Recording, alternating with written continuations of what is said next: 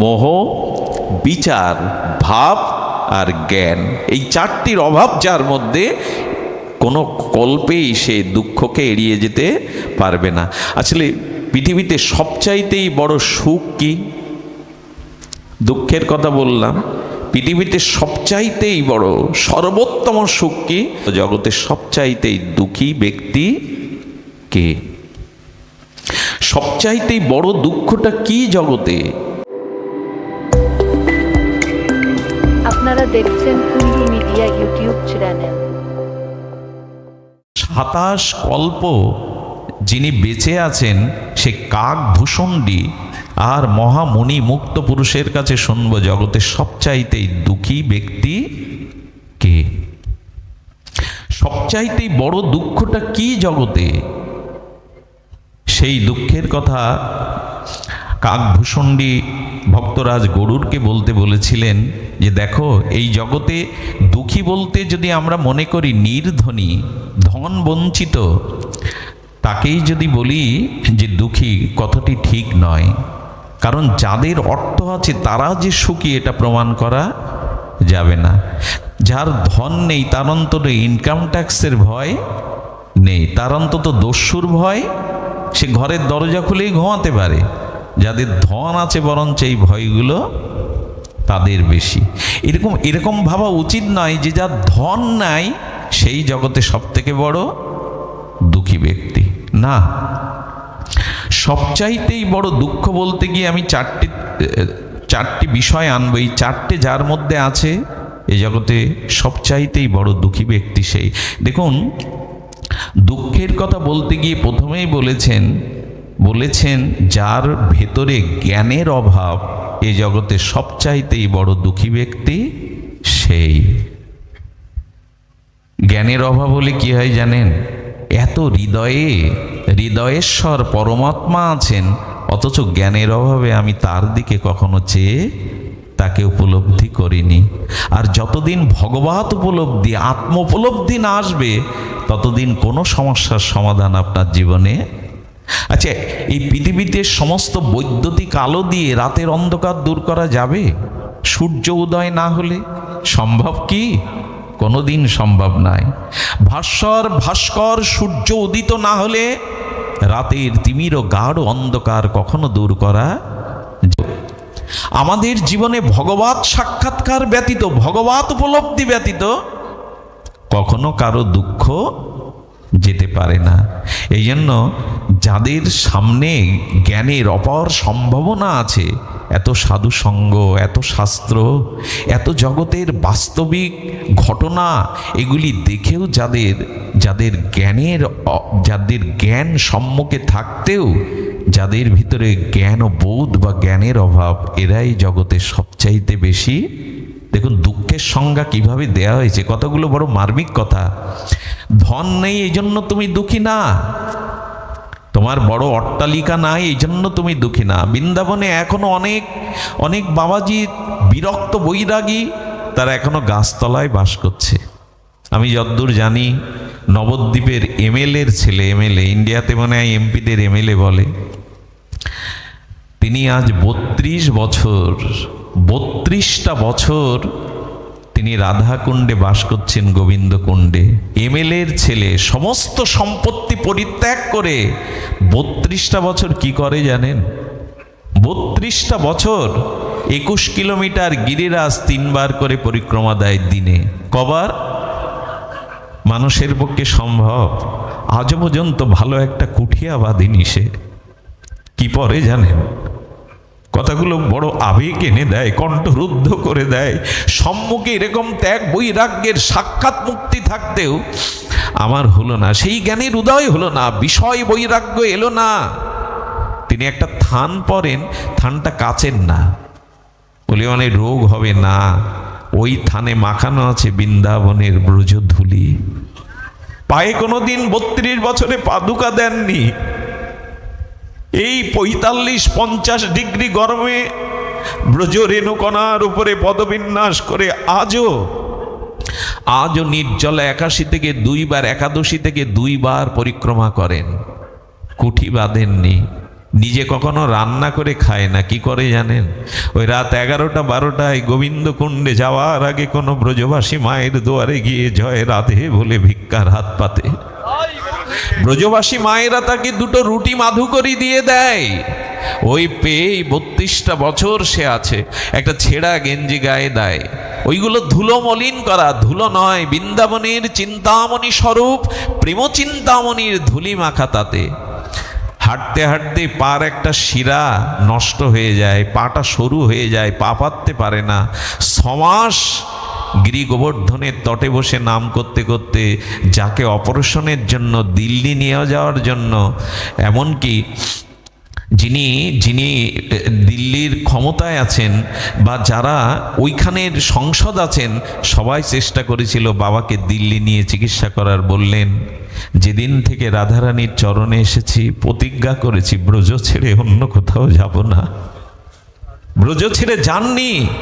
তিনি যদি চাইতেন সরকার প্রধান তাকে চিকিৎসার দায়িত্ব নিতেন, হেলিকপ্টার করে বললেন ব্রজ ছেড়ে আমি যাব না। আশ্চর্য হয়ে গেলাম, 6 মাস পরে দেখি আবার তিনি 2বার করে পরিক্রমা দিচ্ছেন। এনার নাম চৈতন্য বাবা। বিরল ত্যাগ বৈরাগ্যের মূর্তি। যদি কখনো ব্রজধামে রাধারানীর কৃপায় যান, একবার এই মহাত্মাকে দর্শন করবেন। আমাদের সৌভাগ্য হয়েছিল, আমি যখনই যাই একবার সাক্ষাতের প্রার্থনা করি। আমি তার সাথে একবার আবেদন করলাম, প্রার্থনা চরণে নিবেদন করলাম, আপনার সাথে একটু পরিক্রমায় যাব। বাধা নেই। যেতে যেতে আধা ঘন্টা কিছু জিজ্ঞাসা করব, কিন্তু আমার কণ্ঠ দিয়ে তার কাছে প্রশ্নের কোনো ভাষা বেরোয়নি। এত তো বক বক করি, খই ফোটানোর মতো কত কথাই বলি, কিন্তু আধা ঘন্টা তার দিকে চেয়ে কোনো বাক্য স্ফুরণ হয়নি। একবার প্রশ্ন করেছিলাম, আমার মাথার উপরে কালো অনর্থের মেঘ, কি উপায়? ওদের কাছে কথা আবার এরকমভাবে বলতে হয়। আমি বললাম, আমার মাথার উপরে অনর্থের মেঘ। যে অনর্থ অর্থ মানে প্রয়োজন, প্রয়োজনে যা অন্তরায় বাধা তাকে বলে অনর্থ, অর্থাৎ ভক্তির পথে যা বাধা তাকে বলে অনর্থ। আমি বললাম, বাবা আমার মাথার উপরে অনর্থের কালো মেঘ। হাত জোড় করে স্কন্দটা একটু বেঁকিয়ে মাথা নিচু করে বললেন, তোমার মাথার উপরে মেঘ আর আমার সারা আকাশ জুড়ে অনর্থের মেঘ।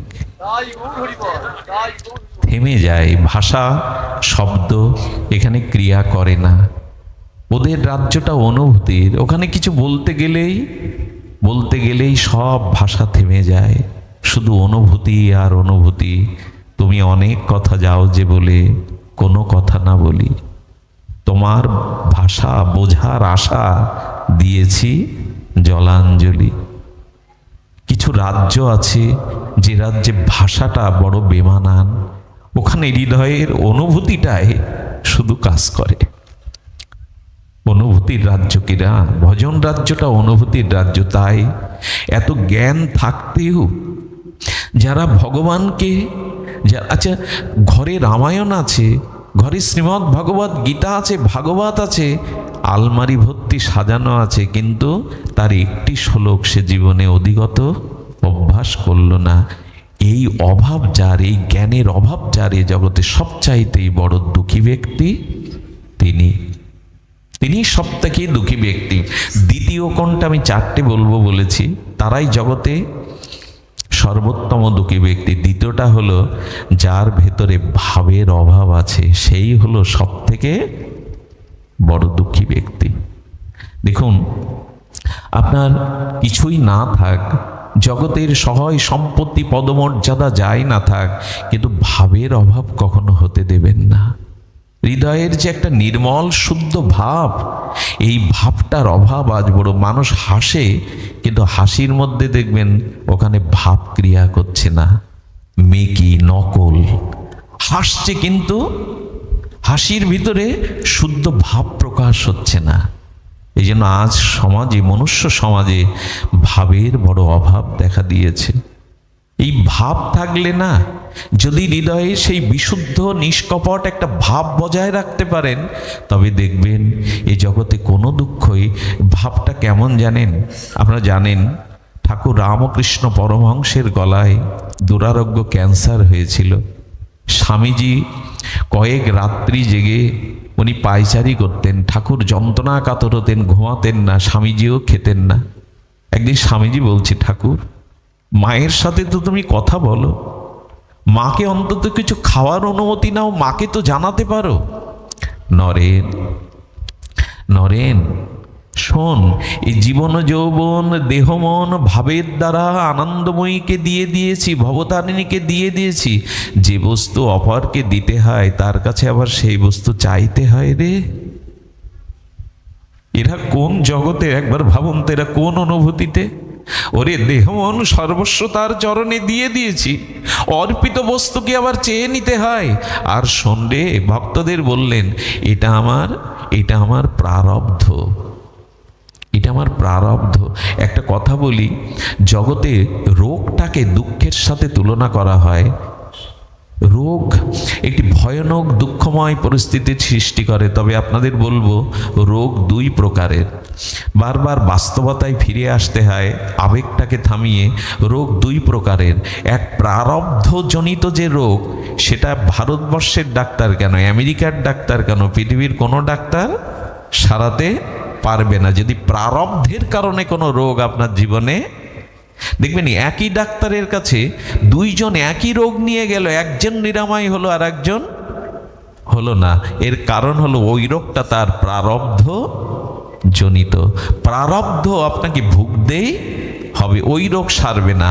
আর কিছু রোগ আছে নিজের তৈরি করা, এইটা একটু মন দিয়ে শুনতে হবে। কিছু রোগ আছে নিজে তৈরি করা, এই রোগটা সারানো যায়। তবে এই রোগটা সারানোর আগে এই রোগ যাতে না হয় অন্তত তাই ভেবে থাকা উচিত। এই যে মানুষ গুল খায়, এই যে ধূমপান করে, এগুলো তো বারবার ক্যান্সার বলা হচ্ছে, এগুলো বক্ষব্যাধির কারণ বলা হচ্ছে। যদি এটা জানার পরেও, আমি দেখেছি মনে হয় সিগারেটের প্যাকেটে কিরকম বিভৎস আঁকানো থাকে না, কত বিজ্ঞাপনে দেওয়া থাকে, এরপরেও যদি সেই তামাক খেয়ে রোগ বাঁধায়, এই রোগটা ভগবান দিয়েছে, হায় হায় করব। কেন? এই বাজারে দেখবেন, বাজারের যে খাদ্যগুলো ভাজাভাজিগুলো থাকে, কত ধুলো, কত লোভময় দৃষ্টি ওদিকে যায়। যাদের সামর্থ্য নেই, ওখানে দাঁড়িয়ে দাঁড়িয়ে তাদের লোভের দৃষ্টি। এই খাদ্য আপনার শুভক্রিয়া করবে? যত বাইরের খাদ্য কমাতে পারেন, যত নিষিদ্ধ বস্তুগুলো গ্রহণ না করতে পারেন, ততই মঙ্গল। এই জন্য নিজের দ্বারা কোনো রোগ তৈরি করা উচিত নয়। তো এই জন্য নিজের দ্বারা রোগ আপনি সারাতে পারেন, কিন্তু প্রারব্ধের রোগ সারবে না। ঠাকুর বললেন, না রে নরেন, যা সর্বস্ব দিয়েছি তার কাছে চাইতে পারবো না। আমার লজ্জা করবে না ভবতারিণীর কাছে চাইতে? তার মানে যদি ভাব থাকে, তবে ক্যান্সারের মতো রোগের মধ্যেও আপনি তার কৃপাকে অনুভব করতে পারেন। যদি ভাব থাকে, তাহলে ভাবের মধ্যেও আপনার জীবন, প্রতিকূল অবস্থার মধ্যেও আপনি শান্তি পেতে পারেন। আপনাদের সদন কসাইয়ের কথা মনে আছে ভক্তমাল চরিত্রে? ইনি কসাইয়ের ঘরে জন্মেছিলেন, কিন্তু পূর্ব সংস্কারে পরম সাধু হয়েছিলেন, জগন্নাথের একান্ত সেবক হয়েছিলেন। তিনি গ্রামের সাধুদের সাথে পুরীতে যাচ্ছেন, জগন্নাথ ধামে। কোনো একটা কাজে উনি হাঁটতে পাচ্ছেন না, তারা 2 কিলোমিটার এগিয়ে গেছে সাথীরা, পথচারীরা, উনি পিছিয়ে পড়েছেন, সন্ধ্যা নেমেছে, ক্ষুধাও লেগেছে। এক গৃহস্থের দুয়ারে গিয়ে যখন অন্ন চাইলেন, ক্ষুধার বস্তু চাইলেন, বললেন, এখানে সাধুদের জন্য অন্ন টন্ন নাই, আমি দিতে পারবো না। কিন্তু পার্শ্ববর্তী ঘরের এক মহিলা, সেই মহিলা এই সাধুর রূপ যৌবন দেখে প্রথমেই মোহিত হয়ে গেলেন। মায়েদের কাছে ক্ষমা চাইছি মা, সব মাকে উল্লেখ করে কিন্তু এই কথা বলা হচ্ছে না মা, যেন অপরাধ না নেওয়া হয়। এই মাটি ছিলেন আদর্শ থেকে ভ্রষ্ট, সংসারের আদর্শ থেকে, শাস্ত্র থেকে ভ্রষ্ট। এই সাধুর রূপ যৌবন দেখে তার মোহ এলো, বলে এদিকে আসুন, আমি অপেক্ষা করছি, যদি কোনো সাধু আমার দুয়ারে আসে, একটু আত্মীয়তার আমি সুযোগ পাই। সাধু পবিত্র জ্ঞান করে, এই মাটি সাধুপ্রেমী জ্ঞান করে, সেবক মনে করে তার ঘরে গেলেন। সন্ধ্যা নেমে এলো, বললেন, স্নান করুন, আমি আপনার জন্য পরিপাটি করে প্রসাদ তৈরি করছি। সবই ছিল তার ছলনা, সবই ছিল তার ছলনা। এবং তিনি তাকে সেই অভাবের দ্বারা, অসুচির দ্বারা সেই যে প্রসাদ পাওয়ালেন, পাওয়ানোর পরে বললেন, আজ রাত হয়েছে, আপনার সাথীরাও অনেক দূরে চলে গেছে, আমি লক্ষ্য করেছি। আজ রাতটুকু থেকে আপনি প্রভাতেই আর দ্রুত গিয়ে আপনি আপনার সাথীদের পাবেন। আজ আপনাকে আমি যেতে দেব না, এই রাত্রে কোথায় যাবেন। উনি শুভ আর মায়ের সদিচ্ছা বা তার ভাব মঙ্গলময় মনে করে রাত্রে থেকে গেলেন। কিন্তু রাত্রে এই ভ্রষ্টা রমণী, তার যে ভেতরের লেলিহান অগ্নি জ্বলছে, সেই কাম জ্বলছে, সেই কামের দ্বারা তিনি নিবেদন করতে গেলেন, আমি আমার দেহ মন আপনি কেড়ে নিয়েছেন, আপনার গুণ, আপনার রূপ, আপনার মাধুর্য কেড়ে নিয়েছেন, আমাকে গ্রহণ করুন। উনি মা বলে যখন হাত জোড় করে, এটা সদন কষায়ের চরিত্র, যদি ভক্তমাল চরিত্রে দেখবেন, বললেন মা এটা অনুচিত, এটা আপনি কি বলছেন? আপনার স্বামী ঘরে আছে? বললেন হ্যাঁ স্বামী ঘরে আছে, কিন্তু আমি তাকেও হত্যা করতে পারি, তাকেও বধ করতে পারি, তাকেও ছাড়তে পারি, তোমাকে আমার জীবনে গ্রহণ করতেই হবে। আজ যদি গ্রহণ না করো, বললেন আমি যদি মারাও যাই, আমার জীবনও যদি এখানে অন্ত হয়, এই কুপ্রস্তাব আমি গ্রহণ করতে পারবো না, আমি চললাম। ঘরের দরজা দিয়ে তাড়াতাড়ি কি করেছে জানেন? ঘরের দরজা দিয়ে বললেন শোনো, আমি যদি তোমাকে না পাই তবে তোমার জীবনও আমি ধ্বংস করে দেব। উনি ঘুমান্ত স্বামীর গলায় ধারালো বটি দিয়ে হত্যা করলেন। বাইরে এসে চিৎকার করলেন, কে কোথায়? গ্রামবাসী আসো, আমার সম্মান বাঁচাও। গ্রামবাসী উঠে আসার পরে তিনি ভনিতা করে অভিনয় করে বলতে লাগলেন, আমার স্বামীকে হত্যা করে আমাকে পাওয়ার প্রস্তাবনা, কুপ্রস্তাবনা দিয়েছিল, আমার স্বামীর হত্যাকারী সেই, আমি এর বিচার চাই। তৎকালীন সময়ে যে বিচার দেয়া হলো কোর্টে, জজ উঠে দেখলেন এটো সাধু ব্যক্তি, নিষ্পাপ ব্যক্তি, এর চোখে মুখে, এর সমস্ত শরীরের মধ্যে এমন কোনো লক্ষ্য নাই যিনি হত্যাকারী হতে পারেন। কিন্তু এই নারীর দিকে তাকিয়ে উনি বুঝলেন কোনো ছল কপটতা আছে। বিচারক বারবার বললেন, আপনি সপক্ষে যদি কিছু বলার থাকে বলুন। মনে মনে কাঠগড়ায় চিন্তা করলেন, ভগবানের পরীক্ষা। দেখুন ভাব কি বস্তু। আমি কোনো না কোনো জন্মে কোনো না কোনো পাপ কর্মফল করেছিলাম, যে পরিণতি আজ আমাকে ভুগতে হচ্ছে। হে ঈশ্বর, হে করুণাময়, বিনা কারণে জগতে কেউ কিছু ভোগে না, এটা আমার কর্মফল পরিশোধ হচ্ছে, তুমি আমাকে শক্তি দাও, সামর্থ্য দাও। আচ্ছা আমি যদি এখন বলি আমি এই কাজ করিনি, আমি প্রমাণ করতে পারবো না। উনি অত্যন্ত চতুর মহিলা, ওনার ভিতরে কাম ভাবের দ্বারা উনি যে কোনো সিদ্ধান্ত মিথ্যার আশ্রয়, ছলনার আশ্রয় নিতে পারেন। আমি প্রমাণ করতে পারবো না, আমার হাতে তেমন প্রমাণ নেই। আর যদি আমি স্বীকার করি, তাহলে আমার কর্মফল শোধের দ্বারা, আমি সত্য স্বীকারের দ্বারা বিচারক এবং ঈশ্বরের কাছে সুফল। দেখুন ভাব মানুষকে কিভাবে সহনশীল করে। উনি হাসতে হাসতেই বললেন, ওনার সমস্ত যে অপরাধ সংগঠিত হয়েছে তার সম্পূর্ণ 16 আনা দায়ী। আমি হাসতে হাসতেই বললেন। জজ চিন্তা করলেন, হাসতে হাসতে এভাবে কেউ কোনো দিন দোষ স্বীকার করে না। উনি মহাত্মা, ওনাকে ফাঁসানো হচ্ছে। ওদের তো একটা অনুভূতি থাকে ওই চেয়ারে বসলে। তখন উনি সাজা কমালেন। ওনাকে জিজ্ঞাসা করা হলো মহিলাকে, আচ্ছা আপনি বলুন তো ওনাকে কি সাজা দেওয়া যায়? তখন বলছেন, না আপনি এক কাজ করুন, আপনি ওনার মৃত্যুদণ্ড না দিয়ে ওনার একটা হাত কেটে নেন, ওনার জ্বালা তো জোড়াবে। তখন জজ আরও বুঝলেন, বিচারক আরও বুঝলেন, যদি সত্যি ওর স্বামীকে হত্যা করতো ওর মৃত্যুদণ্ডই চাইতো, আসলে দোষ ওর। সেই হাত কাটা ওইখানে 1 মাস শুশ্রূষা হয়ে গোবিন্দের পথে চললেন আর বললেন, প্রভু আজ আমি ভার মুক্ত হলাম, কর্মফল মুক্ত হলাম। জীবনে ভাবটাই মূল। যদি ভাব থাকে, কোনো অভাব আপনাকে কষ্ট দিতে পারবে না। আজ বড় এই ভাবের অভাব হয়ে গেছে আমাদের। শুদ্ধভাবে আমরা কিছু ভাবতে পারি না। কোনো কিছু মঙ্গল, কোনো কিছু কল্যাণের ভাব আমাদের ভেতরে আজ নাই। তাই দয়া করে যার ভাব নাই তিনিই হলেন প্রকৃত দুঃখী ব্যক্তি। তৃতীয় হলো, প্রথম বললাম জ্ঞান, দ্বিতীয় হলাম ভাব, তৃতীয় হলো যার ভিতরে বিচার নাই, যার ভিতরে সদাসৎ বিচার নাই। এই জন্য ভাগবতে বারবার বলা হয়েছে যে কোনো কর্ম অন্তত বিচার করে করো। এই বিচারটা আজ আমরা নিজে জানি না যে আমরা কি করছি। প্রতিটি পদক্ষেপ শাস্ত্র বলেছেন বিচারের দ্বারা নাও। বিচারটা কেমন জানেন? আচ্ছা, দশরথ অন্ধবনির পুত্র সিন্ধুকে বধ করলো, দশরথের ভাবা উচিত ছিল না এটা হরিণ না মানুষ? কথা কি বোঝা যায় বাবা? দশরথের উচিত ছিল না শব্দবেদী বাণটা প্রয়োগ করার আগে দেখা যে জলটা নড়ছে ওটা মানুষ জল নিতে এসছে না হরিণ? একটা বিচারহীনতার কারণে অন্ধবনির পুত্রকে দশরথ মারল, এবং সেই অভিশাপে দশরথকেও পুত্র শোকে মরতে হলো। আজ আমরা বিচার করি, প্রতিটি পদক্ষেপ বিচার করা চাই। যার ভিতরে বিচার নেই, বিবেকের বিচার নেই, এই জগতে তার দুঃখ এড়াতে কেউ পারবে না। তিনিই প্রকৃত দুঃখী ব্যক্তি। চতুর্থটা হলো মোহ। চতুর্থটা হলো মোহ। যার ভিতরে এই রঙিন জগতের মায়া বা মোহ যে চোখে পড়িয়েছে না, এই মোহই হলো সমস্ত দুঃখের মূল কারণ। মোহ যেতে দেয় না, কারণের কাছে যেতে দেয় না, পরমের কাছে যেতে দেয় না। হ্যাঁ, ওরা কেবল কথার পাকে নিত্য আমায় বেঁধে রাখে। এই সংসারের আমি আমার রূপ মোহ। কবিগুরু বললেন ওরা কেবল কথার পাকে নিত্য আমায় বেঁধে রাখে। এই মোহ আমাদের সংসারে আষ্টে বিষ্টে। হ্যাঁ, পরে দীক্ষা নেব, পরে সাধুসঙ্গ করব, পরে হরিবাসরে যাব।